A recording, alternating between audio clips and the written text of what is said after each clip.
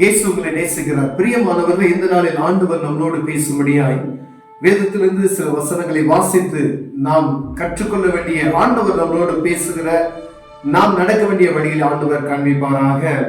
அது எபிரேயரின் புஸ்தகம் 6வது அதிகாரம் 6வது வசனம், 7வது வசனம், 8வது வசனம் எப்படியாக சொல்லப்படுகிறது. மறுதலித்து போனவர்கள் தேவனுடைய குமாரனை தாங்களே மறுபடியும் சிலுவையில் அறைந்து அவமானப்படுத்துகிறபடியால் மனம் திரும்புவதற்கு ஏதுவாய் அவர்களை மறுபடியும் புதுப்பிக்கிறது கூடாத காரியம். எப்படி எனில், தன்மேல் அடிக்கடி பெய்கிற மழையை குடித்து தன்னிடத்தில் பயிரிடுகளுக்கு ஏற்ற பயிரை முளைப்பிக்கும் நிலமானது தேவனால் ஆசீர்வதிக்கப்படும்.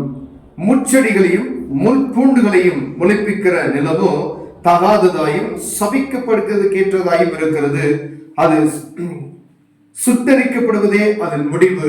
பிரியமானவர்களே, மறுதலித்து போனவர்கள் தேவனுடைய குமாரனை தாங்களே மறுபடியும் சிலுவையில் அறைந்து அவமானப்படுத்துகிறபடியால், யார் மறுதலித்து போனவர்கள்? ஆண்டவராகிய இயேசு கிறிஸ்துவை தன் சொந்த இரட்சகராய் ஏற்றுக்கொண்டு அவருடைய நாமத்தை அறிந்து அவருக்கு பின் சென்று கொண்டிருக்கும் பொழுது, உலக இச்சையினால் ஏதோ ஒரு காரியத்தின் நிமித்தமாய் அவரை விட்டு தூரப்பட்டு போகிற பார்த்தீங்களா, அதுதான் ஆண்டவரை அறிந்தவர்கள், அவரை பற்றி நல்லா புரிந்தவர்கள், வேதத்தை வாசித்தவர்கள், இயேசு யார் என்பதை அறிந்தவர்களுக்கு ஆண்டவர் சொல்லுகிற வார்த்தைகளை பாருங்க.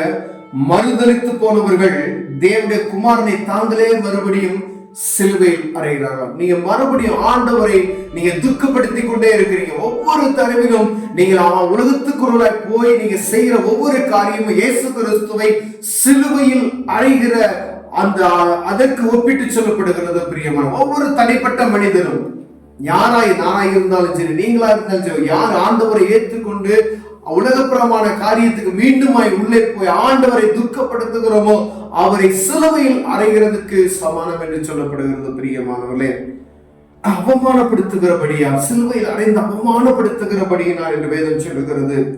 மனம் திரும்புவதற்கு ஏதுவாய் அவர்களை மறுபடியும் புதுப்பிக்கிறது கூடாத காரியம் சொல்ல பாருங்க. உலகத்துக்குள்ள நீங்க போயிட்டீங்கன்னா மறுபடியும் ஆண்டவர் சமூகத்துக்குள்ள உள்ள வர்றது ரொம்ப கஷ்டம். அந்த ஆவிக்குரிய வாழ்க்கை அணைத்து போடாதபடிக்கு நீங்க எப்பொழுதும் தேவனுக்கும் உங்களுக்கும் இந்த உறவை எப்படியாவது நீங்க புதுப்பித்துக் கொண்டே இருக்கணும்.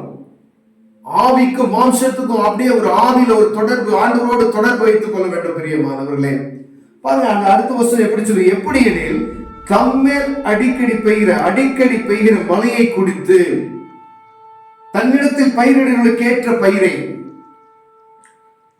முளைப்பிக்க நிலமானது தேவனால் ஆசீர்வதிக்கப்படும். ஆண்டவருடைய வார்த்தையை நம்ம வாங்கி மலையை தண்ணீரை வாங்குவது போல் ஆண்டவருடைய அற்புதங்களையும் அடையாளங்களையும் அவர் பேசுகிற காரியங்களை நாம் பெற்றுக்கொண்டு அதற்கேற்ற கனிகளை நாம் பிறருக்கு நாம் கொடுக்கும் பொழுது ஆண்டவர் அவர்களை ஆசீர்வதிப்பார் என்று சொல்லப்படுகிறது. பிரியமானவர்களே, ஒரு நிலமானது ஆண்டவரிடத்திலிருந்து வரக்கூடிய மழை நீரை எடுத்து அதை எப்படி பலன் தருகிறதோ, அதே போல ஆண்டவருடைய பிள்ளைகளாகி நாம் அவரிடத்திலிருந்து வரக்கூடிய வார்த்தைகளை நாம் உள்வாங்கி பிறருக்கு நன்மையான காரியங்களை செய்வோமானால், ஆண்டவருக்கு ஏற்ற வார்த்தைகள் அவருக்கு சொல்வோமானால் அவர்கள் ஆசீர்வதிக்கப்படுவார்கள் என்று வேதம் சொல்லுகிறது. பிரியமான எத்தனை பேர் நம்ம அப்படி இருக்கிறோம்? அப்படி ஒருவேளை நீங்க ரட்சிக்கப்பட்ட அனுபவங்கள் எப்படி இருக்கலாம், எப்படி இருக்கிறது என்று தெரியாது.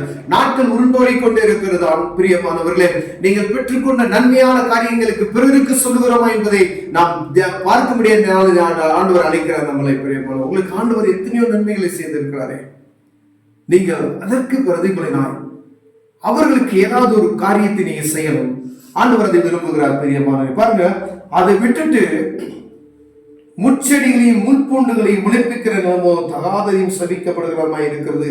அது சுத்தடிக்கப்படுவதற்கே தகும் என்று சொல்ற. ஒருவேளை ஆண்டோடைய நற்காரியங்களை நம்ம வெளிப்படுத்தாதபடிக்கு என்னுடைய மாம்சமோ என்னுடைய ஆவிக்குரிய வாழ்க்கையோ ஏதோ ஒரு காரியம் ஆண்டவருடைய காரியத்தை, அன்பையோ அந்த பரிசுத்தையோ அதை மாறாக முச்செடியும் முட்பூண்டு நெருஞ்சுகளும் நமக்கு அந்த தோட்டத்துக்குள்ள சுட்டரிக்கப்படும் என்று சொல்லப்படுகிறது போல, என்னுடைய ஆவிக்குரிய வாழ்க்கை நான் ஆண்டவரை மையப்படுத்துகிற நான் பின்மாறி போய் தவறான காரியங்களை நான் செய்வேன், ஆனால் அது சுட்டரிக்கப்படுவதற்கு அழிந்து போவதற்கு என்று சொல்லப்படுகிறது பிரியமானவர்களே. இதை பயன்படுத்துவதற்காக சொல்லல, ஆண்டவர் நமக்கு கிடைக்கக்கூடிய வாய்ப்பாக நீங்கள் பயன்படுத்திக் கொள்ள வேண்டும் என்று ஆண்டவர் ஆசைப்படுகிறார் பிரியமானவர்களே. வேதத்துடைய வார்த்தைகள் ஒவ்வொன்றும் நமக்கு தெளிவாய் கற்றுக் கொடுக்கிறது பிரியமானவர்களே. நாம் ஆண்டவருடைய சமூகத்தை நோக்கி பார்ப்போம். ஆண்டவரே, நான் விழுந்து போன இடத்தை எனக்கு காண்பீங்க, மீண்டும் அந்த சமூகத்துக்கு கிட்டி வருவதற்கான வாசல்களை எனக்கு திறந்து கொடுக்க முடியாது அப்படின்னு ஜெபம் பண்ணுவோம். ஆண்டவர் அற்புதம் செய்வார். கண்களை போடுவோம்.